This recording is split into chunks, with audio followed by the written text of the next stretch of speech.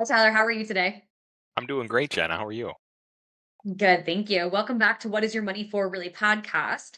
I want to have a conversation with you, Tyler. So you're the director of financial planning at the Tranel Financial Group, Right. and you meet with more of our complex cases. And you had given a sales training recently about goals-based financial planning.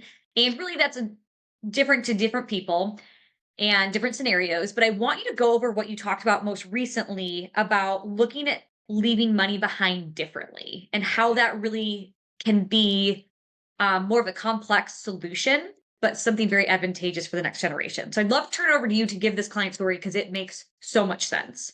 Yeah, we're going to give a specific story today, but there's multiple stories depending on where a person's at with their net worth, what their goals are, what we really need to view in the future. I call them obstacles we need to navigate around and prepare for. But the story that we talked about right before this, that you're referencing is really unique, and I don't think it's that uncommon. We run into it quite a Really? bit, Okay. especially for people that have strong pensions and strong Social Security. So put yourself in this Okay. client's shoes. It's a husband and wife. They've done a really, really good job saving. The husband is 73, the wife is 72. They've built Okay. up a really nice nest egg of really at this point approximately $2 million that they've saved. Their goal is, because their pensions are so strong and because Social Security is so strong, that covers really all their spending. They don't have any debt. So Okay. they're at that situation where they're forced to start taking their required minimum distribution, which is, an actuarial drawdown just so they can pay taxes. And they were actually working with an advisor previous to coming to our firm. And the advisor had just said, "Oh, you pay taxes and we're just going to reinvest this." And there was really no plan with that.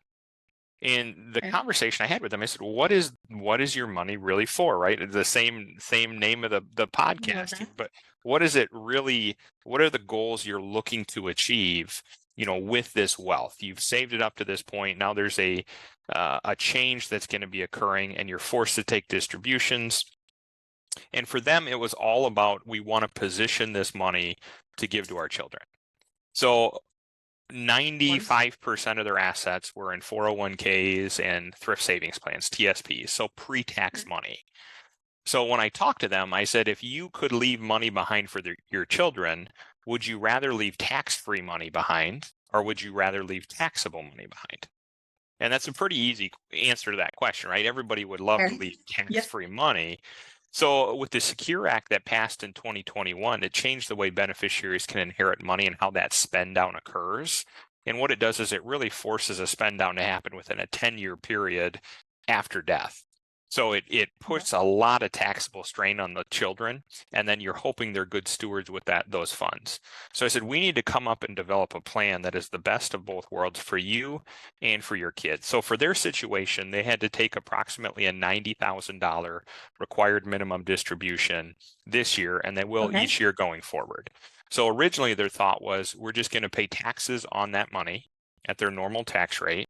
And when they pay those taxes, they're just going to reinvest it into an after-tax account and it'll grow. And upon, their passing, their kids will receive that at a stepped up cost basis.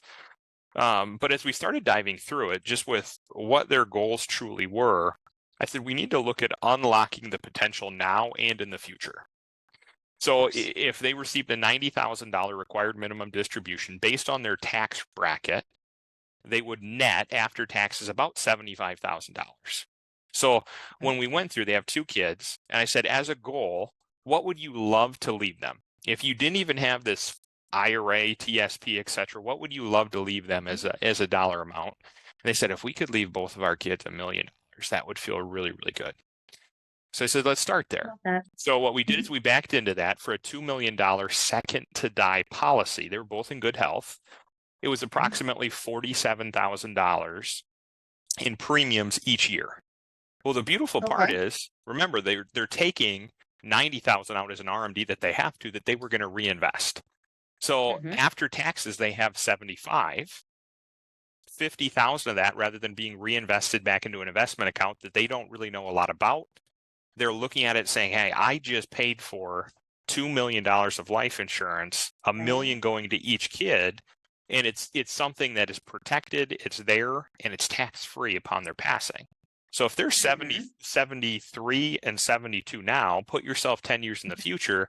If they were to pass in 10 years, they would have paid a total in of $500,000, but their kids are getting 2 million tax-free. In Mhm. addition to that, remember that leaves $25,000 left over. And I said, if you want to benefit the kids, how powerful would it be to give them some money while you're alive? So what we did is Yeah. we worked with them and their estate planning attorney, and we opened up 2 living trusts in the name of the children, and they're gifting in $12,500 per year into each one of those trusts. Think about that. They do Mhm. that for another 10 or 15 years. That's an additional $125,000 that's in the child's name already. You're under the Mhm. gift provision. It also removes it from the parent's estate, and it had no taxation issue whatsoever because we're only using the required minimum distribution. So Yep. by Okay. positioning their pre-tax assets to continue to accumulate, utilizing Mhm. dividends to pace the RMD that they have, if they were to die in 10 years, they still have all of that pre-tax money that's still there.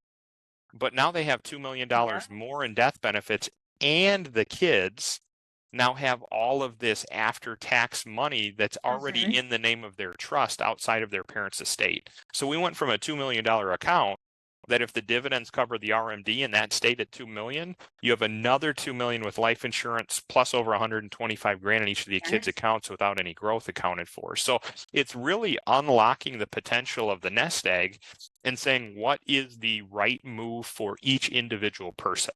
So I thought it was really Mhm. powerful when you start looking at those numbers and you start looking at the impact they were able to have, even at what people would say a later chapter in their financial life, right? In Yeah. your Mhm. 70s, most people think, well, I'm set and forget at this point. Yeah. Absolutely not. Absolutely not. So I thought that was a really unique story to share. I love that, and it was how you shared it with the team and making sure that, again, the ultimate goal is to help the client with what is their money really working towards as well. So thank you for that. I appreciate that. That's a great story, right? And it's something that, like you said, the previous advisor was just on the basic path of what you should typically do. But thinking about your money differently is what matters. And partnering with that person that's going to think about your money differently is what matters too. And ask those questions, right? If you have a financial advisor you work with, ask them these questions of, what else can we be doing? Is there a different route that's not as conventional that we could work with. So thank you, Tyler, and also congratulations to your clients that were able to obviously accomplish what they needed. But we do that's impressive. Like I'm very impressed hearing that story. That's an exciting story to be a part of, and just obviously has a happy ending as well. So Yeah, thank you, Tyler. absolutely. Absolutely. Thank you, Jenna.